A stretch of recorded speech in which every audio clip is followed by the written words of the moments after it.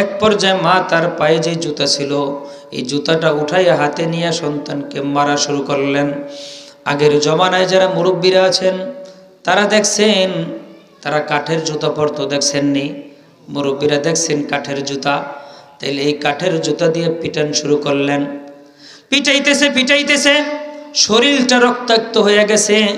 আহারে, ওবায়দুল্লাহ সিন্দি রহমাতুল্লাহ আলাইহি মার কাছ থেকে যায় না, লড়ে না, পিটান খাইতে খাইতে রক্তাক্ত হয়ে গেছে। আহারে চিন্তা, আল্লাহ আমি না মার খেদমত করতে আসছিলাম, মনে হয় মা খেদমত করতে আমাকে দিবে না, আমাকে সুযোগ দিবে না খেদমত করার জন্য। এইভাবে পিটাইতে পিটাইতে হঠাৎ মার হাত থেকে জুতাটা নিচে পড়িয়ে গেছে। ওবায়দুল্লাহ সিন্দি রহমাতুল্লাহ আলাইহি চিন্তা করলেন, কিরে আমার মার জুতাটা নিচে পড়িয়ে গেছে, মা যদি এখন উঠাইয়া আবার পিঠায় মারতো জুতাটা উঠাইতে একটু কষ্ট হবে, আমি আমার মাকে কষ্ট করতে দিব না, জুতাটা আমি ওবায়দুল্লাহ আমি উঠাইয়া দিব। এই মনে মনে এই ভাবিয়া সঙ্গে সঙ্গে জুতাটা মাটি থেকে মার হাতে উঠাইয়া দিলেন, পিঠটা মার দিকে আগায় দিলেন, মার যেন পিটাইতে কষ্ট না হয়। দিলের ভিতরে চিন্তা, দিলের ভিতরে ব্যথা, হারে আমি না মার খেদমত করতে আসছিলাম, এই তো একটু মার খেদমত করছি, জুতাটা মার নিচে পড়িয়ে গেছে, আমি উঠাইয়া দিছি। আল্লাহ তাআলার কাছে বলতেছে, মালিক আমি না মার খেদমত করতে আসছিলাম, মালিক আমি মার খেদমত করতে পারি নাই, কিন্তু মা আমাকে পিটাইতেছে, জুতাটা নিচে পড়িয়ে গেছে, মার উঠাইতে কষ্ট হবে, এই জন্য আমি মাকে কষ্ট করতে দেই নাই, আমি ওবায়দুল্লাহ মার হাতে জুতাটা উঠাই দিছি, মার যেন কষ্ট না হয়। আল্লাহ আমি যে এই সামান্য খেদমত করছি মার, আল্লাহ তুমি এই খেদমতটা কবুল করিয়ে নাও। আল্লাহ খেদমতের উসিলা করে আমার মাকে দ্বীনের জন্য কবুল করিয়ে নাও, আমার মাকে ইসলামের জন্য কবুল করিয়ে নাও। এইভাবে ওবায়দুল্লাহ সিন্দি রহমাতুল্লাহ আলাইহি মার জন্য দোয়া করেন। এদিকে মা তো পিটাইতেছে, কষ্ট পাইতেছেন, শরীরটা রক্তাক্ত হয়ে গেছে, ক্ষত বিক্ষত হয়ে গেছে, শরীরটা রক্তাক্ত হয়ে গেছে, ক্ষত বিক্ষত হয়ে গেছে শরীর, কিন্তু ওবায়দুল্লাহ যায় না। আবার তার মা পিটাইতে পিটাইতে আবার জুতা নিচে পড়িয়া যায়, ওবায়দুল্লাহ মার হাতে উঠাইয়া দেয়, আবার পিটাইতে পিটাইতে পড়িয়া যায়, আবার মার হাতে তুলিয়া দেয়। এইভাবে ৩-৪ বার যখন মার হাতে জুতা উঠাইয়া দিছেন, এক পর্যায়ে আল্লাহ তাআলা তার মার দিলের ভিতরে রহম ঢালিয়ে দিলেন, আল্লাহ তাআলা মার দিলের ভিতরে দয়া ঢালিয়ে দিলেন। একটু জোরে বলবেন না আল্লাহু আকবার। আল্লাহ তাআলা মার দিলের ভিতরে রহম ঢালিয়ে দিলেন, দয়া ঢালিয়ে দিলেন। পিটান বন্ধ করিয়া দিয়া বলতেছে, বাবা আমি তোর মা এত জোরে তোরে মারলাম, এত পিটান পিটাইলাম, এরপরে তুই এখান থেকে যাস না, লড়স না, আমি মার কাছে তুই থাকস, বসিয়া আসস। আমি মার হাত থেকে জুতাটা নিচে পড়িয়া যায়, আমি মার হাতে আবার তুলিয়া দেস, পিঠটা আমি মার দিকে আগায় দেস, আমার যেন পিটাইতে কষ্ট না হয়। এত সুন্দর আখলাক তোরে কে শিখাইলো, এত সুন্দর ব্যবহার তোরে কে শিখাইলো? এই কথা যখন বললেন, সঙ্গে সঙ্গে ওবায়দুল্লাহ সিন্দি রহমাতুল্লাহ আলাইহি বলেন, মা যে ইসলামের জন্য আমারে পিটাইলাম, যেই কোরআনের জন্য আমারে পিটাইলাম, ওই ইসলাম আমারে এই ব্যবহার শিখাইছে। মা ইসলাম আমার এই ব্যবহার শিখাইছে। মা মা হিয়া জান্নাতুকা হিয়া অনারুকা, মা তুমি আমার জান্নাত, তুমি আমার জাহান্নাম। মা ইসলাম আমাদেরকে শিখাইছে মার সাথে ভালো ব্যবহার করার জন্য। মা তুমি উফ শব্দ বলে এমন কাজ করতে আল্লাহ নিষেধ করছেন, মা ইসলাম আমাকে এই ব্যবহার শিখাইছে। মা কোরআন আমাকে এই ব্যবহার শিখাইছে। মা এই কথা যখন বললেন, ওবায়দুল্লাহ সিন্দি রহমাতুল্লাহের মা বলতেছে, বাবা ইসলাম যদি এত সুন্দর হয়, ইসলাম যদি এত ভালো হয়, তাহলে মা আমি আর হিন্দু থাকতে চাই না, আমি মুসলমান হয়ে যাইতে চাই। এই কথা বলিয়া ওবায়দুল্লাহ সিন্দি রহমাতুল্লাহ আলাইহির মা সন্তান ওবায়দুল্লাহর হাতে হাত রাখিয়া কালিমা পরে মুসলমান হয়ে গেলে। মা কালিমা পরে মুসলমান হয়ে গেলেন। মার ভিতরে এখন ব্যথা, হারে আমি আমার সন্তানকে কেন এত মারলাম, আমি আমার সন্তানকে কেন এত পিটাইলাম। এতক্ষণ পিটাইছে রাগে আর জিদ্দে, কিন্তু এখন মুসলমান হইছে, মায়ের বেশি হয়ে গেছে, শরীরটা রক্তাক্ত হয়ে গেছে, কাপড়টা রক্তে ভিজিয়ে গেছে, রক্তে রঞ্জিত হয়ে গেছে, কিন্তু সন্তানের ভিতরে তাকায় মনের আর বুঝাইতে পারে না, আহারে আমি কেন আমার সন্তানকে এত মারলাম। অনেক সময় দেখবেন মা সন্তানকে মারে, বাবা সন্তানকে মারে, আহারে মাইরটা একটু বেশি হয়ে গেছে, মা দেখবেন আড়ালে যাইয়া কাপড়ের আঁচল দিয়া চোখের পানি ফালায়, ফফায় ফফায় কান্দে, কিরে সন্তান তুই এই অন্যায়টা কেন করলি, তুই যদি এই অন্যায় না করতি আমি মা তোরে তো মারতাম না, আমি তোরে এত পিটাইতাম না, তুই কেন অন্যায় করলি। অনেক সময় ডাইকা আবার সন্তানকে নিয়ে বলে, বাবা তুই এত অন্যায় কেন করলি, নাইলে তো আমি মা মারতাম না, আর অন্যায় করবি নি, বলে কি বলে না। বাবা সন্তানকে মারছে, আহারে মাইরটা একটু বেশি হয়ে গেছে, বাবাও দেখবেন আড়ালে যাইয়া চোখের পানি ফালায় ফেলায় কান্দে, সন্তান তুই কেন অন্যায় করলি, তুই যদি অন্যায় না করতি আমি বাপ তোরে মারতাম না। সন্তানকে ডাইকে নিয়ে বুকের সাথে লাগায় চুমা খায়, বলে বাবা আর দুষ্টামি করবি বলেনি, আহারে মায়ের বেশি হয়ে গেছে। ওবাইদুল্লাহ সিন্দি রহমাতুল্লাহ আলাইহির মা এতক্ষণ তো জিদ্দের রাগে মারছে, এখন তো আহারে আমি আমার সন্তানকে কেন মারলাম নিজেকে বুঝাইতে পারে না, আহারে সন্তানকে বুকের সাথে লাগাইয়া আসমানের দিকে তাকায় বলতেছে, আসমানের মালিক আমি না জানি আমি আমার সন্তানকে মারছি মালিক, আমি না বুঝে আমি আমার সন্তানকে মারছি মালিক, আল্লাহ তুমি আমাকে ক্ষমা করে দাও, আল্লাহ তুমি আমার সন্তানকে দ্বীনের জন্য কবুল করিয়া নাও, আল্লাহ তুমি আমার সন্তানকে ইসলামের জন্য কবুল করিয়া নাও। এইভাবে তার মা তার জন্য দোয়া করলেন। ওবাইদুল্লাহ সিন্দি রহমাতুল্লাহ আলাইহি বলেন, আমার মা ওই দিন আমাকে বুকে নিয়ে যে দোয়া করছেন, এই দোয়ার বিনিময়ে আল্লাহ তাআলা আমার দ্বারা দ্বীনের এই পরিমাণ কাজ নিছেন যে আমি ওবাইদুল্লাহ সিন্দি রহমাতুল্লাহ আলাইহির হাতে ৯০,০০০ মুসলমান কালিমা পরে মুসলমান হয়েছে। এই জন্য ও যুবক ভাইয়েরা, যাদের মা বাবা আছে খেদমত করবো তো ইনশাআল্লাহ। পিছনে যা গেছে গেছে, পিছনে যা গেছে গেছে, আজকে থেকে হিম্মত করি হুজুর, যতদিন যাদের মা বাবা আছে হুজুর আমার মা বাবার আমি খেদমত করব, কষ্ট দিব না, আমি আমার মা বাবার খেদমত করিয়া জান্নাত কামাই করতে চাই। কারা কারা রাজি? আল্লাহু আকবার। আল্লাহ তাআলা সবাইকে কবুল করুক বলি আমিন। আর যাদের মা বাবা দুনিয়াতে নাই, চলে গেছে, অথবা উভয়ের একজন দুনিয়া থেকে চলে গেছে, যার মা নাই সে জানে বাবা মা হারা ব্যথা কেমন লাগে, তাকে জিজ্ঞাসা করেন মা গেছে কেমন কষ্ট লাগে। যার বাবা নাই তাকে জিজ্ঞাসা করেন বাবা হারা ব্যথা কেমন লাগে। আল্লাহ এই মজমার ভিতরে যাদের মা বাবা দুনিয়া থেকে চলে গেছে অথবা উভয়ের একজন দুনিয়া থেকে চলে গেছে, আল্লাহ আপনি প্রত্যেকের মা বাবার কবরকে নূরে নূরে ভরপুর করে দেন বলি আমিন। আন-নজরু ইলাল ওয়ালিদাইনি ইবাদা, মা বাবার চেহারার দিকে নেক নজরে তাকায় তাকা ইবাদত। নাম্বার 4, আন-নজরু ইলাল উলামাইল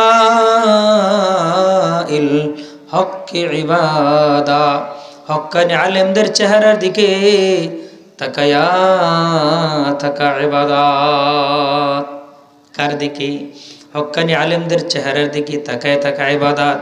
কারণ আলেমদেরকে নির্বাচিত করছেন কে? আলেমদেরকে আল্লাহ তাআলা নির্বাচিত করেছেন।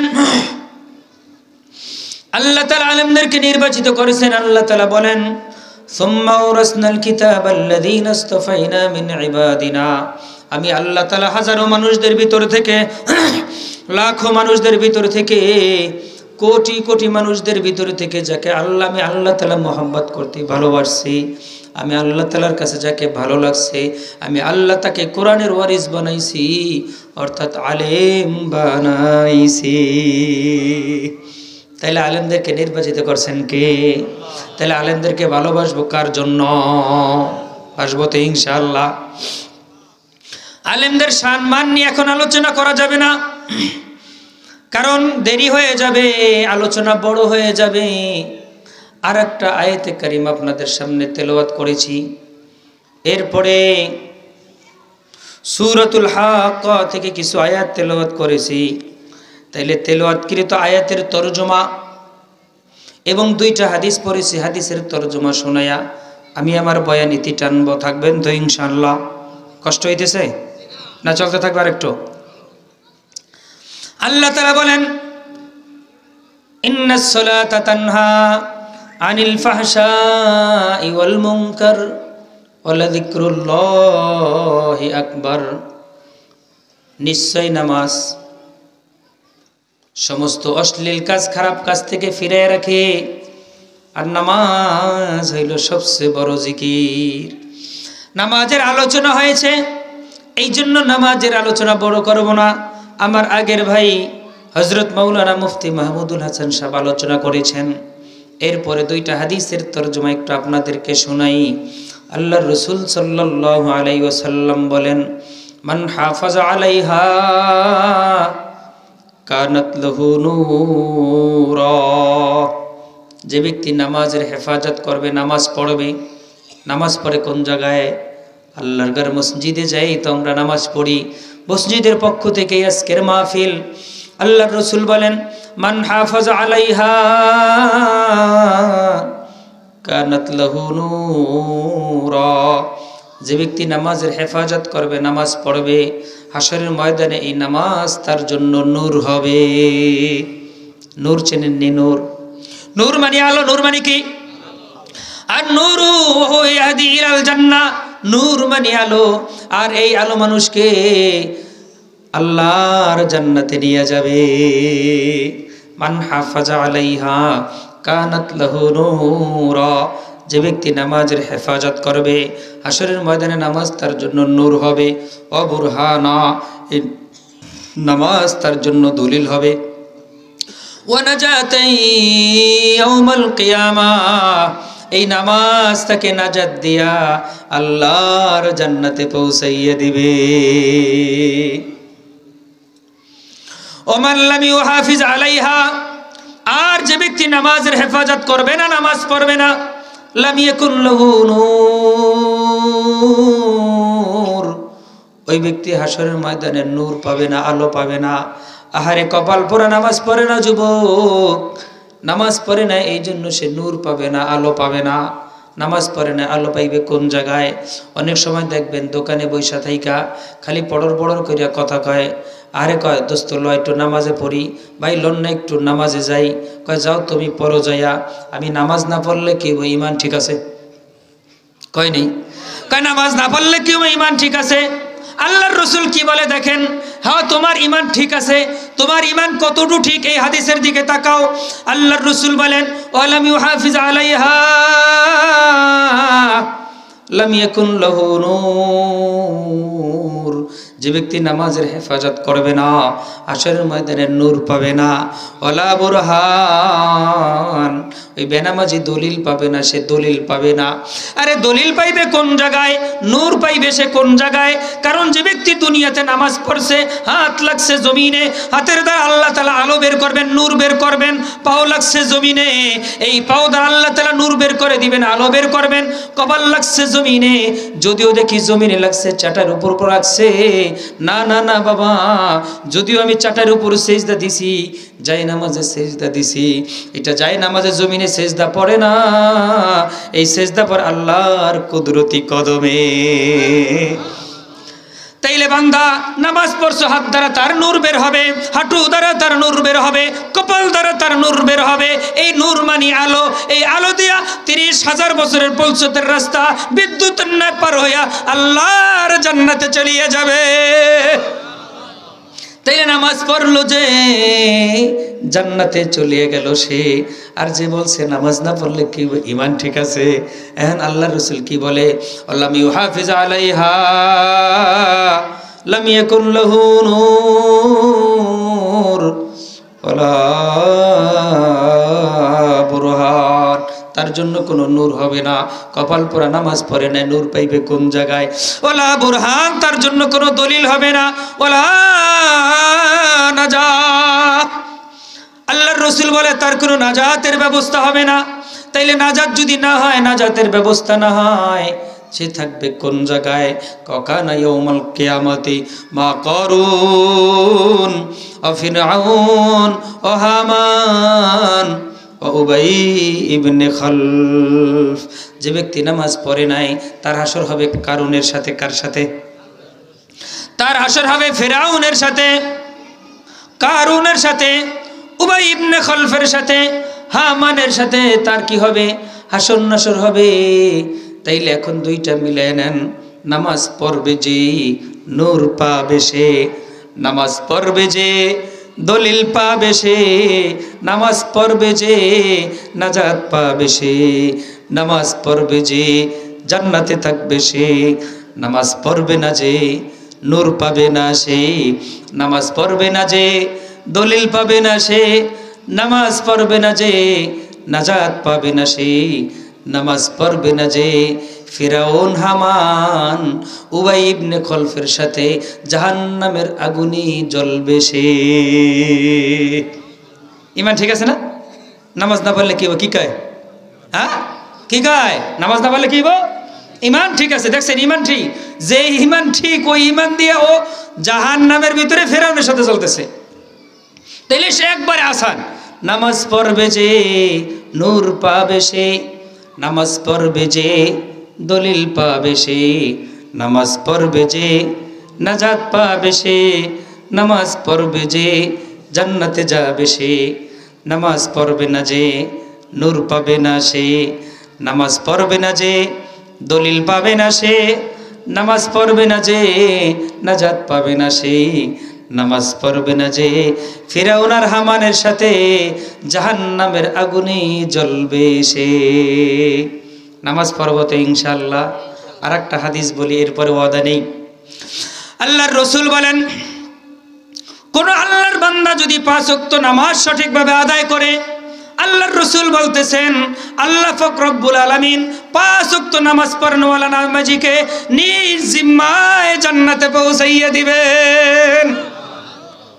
তাইলে আল্লাহ নিজ জিম্মায় জান্নাতে পৌঁছে দিবেন। আমরা যাইতে চাই কি চাই না? তাইলে কারা কারা আল্লাহর জিম্মায় থেকে জান্নাতে যাইতে চাই? আল্লাহু আকবার। আল্লাহ তাআলা আমাদের সকলকে 5 ওয়াক্ত নামাজ সঠিকভাবে আদায় করিয়া আল্লাহর জিম্মায় থাইকা আল্লাহর জান্নাতের মেহমান হওয়ার তৌফিক দান করুক বলে আমিন। কিছু যদি ওয়াজ না নেন তাইলে লস না? ওয়াজ দিয়ে দিলাম, এখন আমল আপনাদের কাছে। তাইলে নামাজের আলোচনা করেছি সংক্ষেপে, 2টা হাদিসের তরজমা, আর বড় করব না নামাজের আলোচনা। এরপরে যে আয়াতে কারিমা তেলাওয়াত করেছি, এই আয়াতের তরজমা, হালকা একটু তাফসীর, এরপরে পরে যে হাদিস পড়েছি তরজমা, এরপরে একটু আলোচনা, এরপরে শেষ, অল্পতেই শেষ করবো ইনশাআল্লাহ। তো আল্লাহ তাআলা বলেন, ফাইদা নুফিখা ফিস-সূরি নাফখাতুন ওয়াহিদা وحملت الأرض والجبال فدكتا دكة واحدة فيومئذ وقعت الواقعة। দুনিয়া শূন্য ছিল, আবার শূন্য হবে। আমরা ছিলাম না, আছি, আবার থাকবো না। এটাই দুনিয়ার নিজাম। এখানে যারা উপস্থিত আছি, 100 বছর আগে কেউ ছিলাম মনে হয় না। এই জায়গা জমি যেগুলা দেখতেছি, এগুলার মালিক ছিল আমার পরদাদা। তিনি আমার জায়গা, আমার জমি, আমার ঘর, আমার বাড়ি, আমার বলতে বলতে কবরে। মালিক হয়েছে আমার দাদা। আমার দাদাও আমার জায়গা, আমার বাড়ি, আমার ঘর, আমার বিল্ডিং, আমার বলতে বলতে দাদাও অনেকের কবরে। মালিক হয়েছে আমার বাবা।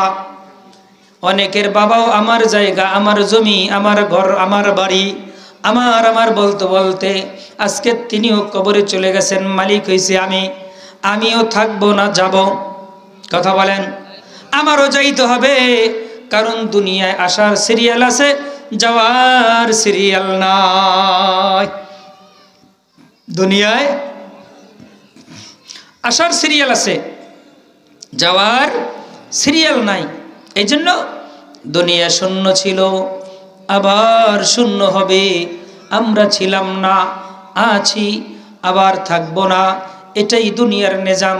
আল্লাহ তাআলা কি বলেন দেখেন, ফাইদা নুফিখা ফিস-সূরি নাফখাতুন ওয়াহিদা, যখন ইসরাফিল আলাইহিস সালাম বাঁশি বাজায় দিবেন, ইসরাফিল যখন বাঁশি বাজাইবেন, আর দোয়া কবুল হবে না, আর দোয়া আসমানে উঠবে না। দোয়া কবুল করার সময় চলিয়া যাবে। তখন দোয়া করলে আল্লাহ কাহারও দোয়া কবুল করবে না। কেউ তওবা করলে আল্লাহ কাউকে মাফ করবে না। মাফ করার সময় শেষ, দোয়া কবুলের সময় শেষ। ইসরাফিল বাঁশি বাজায় দিছে, কারণ দুনিয়ার অস্তিত্ব আর থাকবে না, দুনিয়ার নিজাম আল্লাহ তাআলা রাখবে না, দুনিয়ার অবস্থান পরিধি এভাবে আর থাকবে না।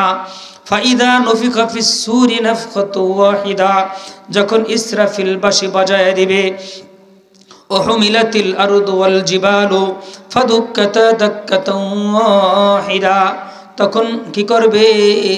পাহাড়গুলা তুলার মতো উঠতে থাকবে, জমিনগুলা রিজা রিজা হয়ে যাবে। আর কি হবে? ফায়াউমা ইযিন ওয়াকাআতিল ওয়াকিআ ওয়ানশাক্কাতিস সামাউ ফাহিয়া ইয়াউমা ইযিন ওয়াহিয়া, আসমান ফেটে যাবে, আসমান রিজা রিজা হয়ে যাবে, তারকারাজিগুলা জমিনে পড়ে যাবে, আহারে সাগরগুলা আগুন ধরিয়া যাবে, নদীর ভিতরে আগুন ধরিয়া যাবে, সব আগুনে জ্বলসে যাবে। এমন একটা পরিস্থিতি যখন হবে, তখন আমাদের পরিস্থিতিটা কেমন হবে? সামান্য একটু মিসাল দিয়ে আপনাদেরকে বুঝাই। এই যে এখানে লাইটিং ফিট করা আছে, এখান থেকে 4-5টা লাইট যদি টাস টাস করিয়া ভাষ্ট হয়ে আগুন ধরে, আপনারা এই মজমায় মাঠে থাকবেন না ভাগবেন? আরে ভাগবেন। কার আগে কে কার জায়গায় কে পড়ছে হদিস পাইবে না, জুতা টুকানের সময় নাই, আগে যান বাঁচাও। হবে কি হবে না বলেন? তাইলে বাবা, হুমিলাতিল আরদু ওয়াল জিবাল, জমিনগুলা রিজা রিজা হয়ে যাবে, পাহাড়গুলা তুলার মতো উড়তে থাকবে। কেমন বাতাস হবে, কেমন জ্বর হবে, কেমন আঘাত হবে, কেমন পাওয়ার হবে, কেমন শক্তি হবে! যেই শক্তির কারণে, যে আওয়াজের কারণে পাহাড়গুলা রিজা রিজা হয়ে তুলার মতো উঠতে থাকবে। সাধারণ আওয়াজে ফাটবে না, সাধারণ ক্ষমতায় ফাটবে না, আল্লাহ তাআলার ক্ষমতায় ফাটবে। তাইলে রিজা রিজা হয়ে যাবে। ওয়ানশাক্কাতিস সামাউ ফাহিয়া ইয়াউমা ইযিন ওয়াহিয়া, আসমান ফেটে যাবে, আহারে চৌচির হয়ে যাবে, তারকারাজিগুলা জমিনে পড়ে আগুন ধরে যাবে। আহারে এমন একটা পৃথিবীর অবস্থা যখন হয়ে যাবে, তখন অবস্থা কেমন হবে? কে কোন দিকে দৌড়াইবে কিছুই জানে না। আরে মানুষ কি মানুষের গায়ে পড়ছে না বাঘের গায়ে পড়ছে বলতে পারবে না। মানুষ বাঘের গায়ে যায় পড়বে, বাঘ মানুষের গায়ে যায় পড়বে, সিংহ মানুষের উপর যায় পড়বে, আরে মানুষ সিংহের উপর পড়বে, আরে সাপ মানুষের উপর যায় পড়বে, আরে মানুষ সাপের উপর যায় পড়বে। সব দিশাহারা হয়ে যাবে, সব চৌচির হয়ে যাবে, সব পেরেশান হয়ে যাবে, সব টেনশন হয়ে যাবে। আহারে নিজেকে বুঝাইতে পারবে না। এমন একটা পরিস্থিতি, 4-5টা লাইট যদি বাস্ট হয়, আমাদের যদি এই অবস্থা হয়, পুরা দুনিয়াতে যখন এই আসমান ফাইটা রিজা রিজা হয়ে যাবে, তারকাগুলা জমিনে পড়িয়া আগুন ধরিয়া যাবে, গ্রহ নক্ষত্রগুলা জমিনে পড়ে যাবে, পাহাড়গুলা তুলার মতো উঠতে থাকবে। বাবা একটু মনে নেন, তখন অবস্থাটা সাধারণ হবে না ভয়াবহ হবে? আরে ভয়াবহ, চূড়ান্ত পরাজয় ভয়াবহ হবে। এই ভয়াবহ হওয়ার পরে কি করবে? ফায়াউমা ইযিন ওয়াকাআতিল ওয়াকিয়া, কিয়ামত কায়েম হয়ে যাবে। কিয়ামত যখন কায়েম হয়ে যাবে, আল্লাহ পাক রব্বুল আলামিন জিবরাইলকে ডাক দিয়ে আজরাইলকে বলবেন, আজরাইল মামবাকা ইয়া আজরাইল, আজরাইল আর কে বাকি আছে, কে বাকি? ইসরাফিল বাঁশি বাজাইয়া দিছে, এখন দুনিয়াতে কেউ আছে না নাই? কি পরিস্থিতি, কি পরিধি? আজরাইল বলবে, আল্লাহ দুনিয়াতে আর কেউ বাকি নাই, সবার জান নিয়ে আসছি, সবার জান কবজ করা হয়ে গেছে। আল্লাহ আমেরিকা উঠায় নিয়ে আসছি, কয় রাশিয়া উঠায় নিয়ে আসছি, চীন উঠায় নিয়ে আসছি, উত্তর কোরিয়া কয়দিন পরপরই কয় আমেরিকার উপর পারমাণবিক মারবে, ভয় দেখায়, উত্তর কোরিয়া উঠায় নিয়ে আসছি, আমেরিকা উঠায় নিয়ে আসছি, ইসরায়েল কয় উঠায় নিয়ে আসছি, সব উঠায় নিয়ে আসছে। আল্লাহ দুনিয়াতে আর কেউ বাকি নাই, আপনারা থাকবেন? কথা বলেন না বাবা না, থাকা যাবে না। আহারে সব চলে গেছে, বলবে আল্লাহ জমিনে কেউ বাকি নেই, সবাইরে উঠে নিয়ে আসছি। আল্লাহ আসমানের ফেরেশতারা আছে, আল্লাহ আমার 4 জন বন্ধু আছে, আমরা 4 বন্ধু আছি। আল্লাহ তোমার আরশ বহনকারী 8 জন ফেরেশতা আছে। আল্লাহ তুমি আছো, ওহো হাইয়ুল লা ইয়ামুত। আল্লাহ তুমি মরবা না, আল্লাহ তুমি চিরস্থায়ী চিরঞ্জীব। আল্লাহ মরবেনি? কথা বলেন না। না, আল্লাহ কোনোদিন মরবে না, আল্লাহ মারা যাবেন না। আল্লাহ ছিলেন, আছেন, থাকবেন। আগে থেকেও আল্লাহ ছিলেন, এখনো আছেন, থাকবেন। আল্লাহর কোনো আগ নাই, আল্লাহর কোনো পর নাই, আল্লাহ সব সময় আছেন। আমরা আল্লাহর মাখলুক, এই জন্য আমাদের আগ পর আছে, কিন্তু মালিকের কোনো আগ পর নাই। আল্লাহ তাআলা বলবেন ঠিক আছে, আসমানে যেই ফেরেশতা আছে এদের মৃত্যু হয়ে যাক। আজরাইল আলাইহিস সালাতু ওয়াস সালাম আসমানের ফেরেশতাদের জান কবজ করবেন। আল্লাহ তাআলা তখন বলবেন মান বাকায়া আজরাইল, আজরাইল আর কে বাকি আছে, আর কে বাকি? আজরাইল বলবে আল্লাহ দুনিয়াতে আল্লাহ আর কেউ বাকি নাই, সবাইরে আল্লাহ আমি উঠায় নিয়ে আসছি। আল্লাহ আসমানেও কেউ বাকি নাই, সবাইরে উঠায় নিয়ে আসছি। আল্লাহ আমরা 4 জন বন্ধু আছি, আর কে? কহমিলাতিল আরদু ওয়াল জিবালু ফাদুক্কাতা ওয়া ইয়াহমিলু আরশা রাব্বিকা ফাওকাহুম ইয়াওমা ইযিন সামানিয়া। আল্লাহ তোমার আরশ বহনকারী 8 জন ফেরেশতা আছে, আল্লাহ আর তুমি আছো, ওহু হাইয়ুল লা ইয়ামুত। আল্লাহ তুমি মরবা না, আল্লাহ তুমি চিরস্থায়ী চিরঞ্জীব, তোমার কোনো মরণ নাই। আল্লাহ তুমি মরবা না। আল্লাহ তাআলা তখন বলবে ঠিক আছে, তোমার যে বন্ধুরা আছে 3 জন, এদের মৃত্যু হয়ে যাক। 3 জন জিবরাইল, ইসরাফিল, মিকাইল, এদের শক্তি আছে না নাই? অনেক শক্তি, অনেক ক্ষমতা। এই জন্য শক্তি ক্ষমতার পাওয়ার এখন তো বোঝানো সম্ভব হবে না। এরপরে জিবরাইলের একটু শক্তি আপনাদেরকে সামান্য মিসাল দিয়ে বোঝাই, 1-2 মিনিটের ভিতরে, বড় করা সম্ভব হবে না। জিবরাইল আলাইহিস সালাতু ওয়াস সালামের শক্তি কতটুকু? আল্লাহর রাসূল সাল্লাল্লাহু আলাইহি ওয়াসাল্লাম জিবরাইলকে বলতেছেন, ভাই জিবরাইল, তোমাকে আল্লাহ তাআলা কি পরিমাণ শক্তি দিছে, এই শক্তি কোনোদিন প্রয়োগ করছিলা কিনা? বলতেছে পয়গম্বর, না না না, আমি আমার শক্তিকে প্রয়োগ করি নাই, কিন্তু আমি একটা মিসাল দিতে পারবো আমার শক্তি কতটুকু। বলতেছে পয়গম্বর বললেন তাহলে একটু বলো। জিবরাইল বলতেছে ইয়া রাসূলুল্লাহ, ইয়া হাবিবাল্লাহ, সদম নগরী কওমে লুতের এলাকা যখন আল্লাহ তাআলার অবাধ্য হয়ে গেল, নাফরমানি যখন বাড়িয়ে গেল, অবাধে মেলামেশা শুরু হয়ে গেল, গান বাজনা শুরু হয়ে গেছে, নাচ গান শুরু হয়ে গেছে, বেপরদেগি বাড়িয়ে গেছে, জিনা বাড়িয়ে গেছে, আহারে লাওয়াতাত বাড়িয়ে গেছে, এই খবাসাত যখন জিনা ব্যভিচার বাড়িয়ে গেছে, আল্লাহ তাআলা বলতেছেন আরে জিবরাইল, এই এলাকা আর রাখা যায় না, আমার অবাধ্য বেশি হয়ে গেছে, আমার নাফরমান বেশি করিয়া ফেলাইছে, আর এদেরকে রাখবো না। 6 লক্ষ লোক বসবাস করত, 6 লক্ষ লোক সেখানে থাকতো। এই 6 লক্ষ লোকের অধিবাসী, বিল্ডিং বালাখানা ছিল, পুকুর ছিল, গরু ছাগল বেড়া দুম্বা সব কিছু ছিল। আহারে সব কিছু থাকার পরও হাট বাজার মার্কেট সব কিছু ছিল। এই 6 লক্ষ লোক বসবাস করার যে জায়গা আছে, এই জায়গা, এই সদম নগরীকে আমি জিবরাইল আমার 600 ডানার ভিতরে একটা ডানার একটা পরের কোনা ওই দিন ব্যবহার করেছিলাম। ওই পরের কোনা দিয়া আমি একটা খোঁচা দিয়া 6 লক্ষ লোক মাটি সহ সবাইকে আসমানের কাছে উঠায় এনেছি। ওখানে উঠায় নিয়ে আমি বললাম মালিক উঠায় আনছি, এখন কি করব? আল্লাহ বলতেছেন উল্টা একটা পাচার দিয়া দাও। আমি সঙ্গে সঙ্গে উল্টা একটা পাচার দিয়েছি, সঙ্গে সঙ্গে সাগরে পরিণত হয়ে গেছে। একলা মাখলুক আল্লাহর, এই মাখলুক জিবরাইলের যদি এতটুকু শক্তি থাকে, মালিকের শক্তি কতটুকু? এটা কি ভাবা যায়? একটা মাখলুকের শক্তি আল্লাহ তাআলা এত দিছেন। আল্লাহর রাসূলকে বলতেছেন পয়গম্বর, আর একটা মিসাল, আমার দূরত্বর যে মিসাল আছে এর একটা মিসাল আপনাকে দিতে পারবো। ইয়া রাসূলুল্লাহ, ইয়া হাবিবাল্লাহ, আপনি যখন তাইফের ময়দানে গেছিলেন, আপনার মামার দেশে গেছিলেন দাওয়াত দেওয়ার জন্য, আপনি সবাইরে দাওয়াত দিলেন, এ তাইফবাসী, তাইফের লোকেরা, তোমরা পড়ো লা ইলাহা ইল্লাল্লাহ মুহাম্মাদুর রাসূলুল্লাহ, তোমরা লা ইলাহা ইল্লাল্লাহ মুহাম্মাদুর রাসূলুল্লাহ পড়ে নাও, তাইলে তোমরা নাজাত পেয়ে যাবা, তোমরা কামিয়াব হয়ে যাবা।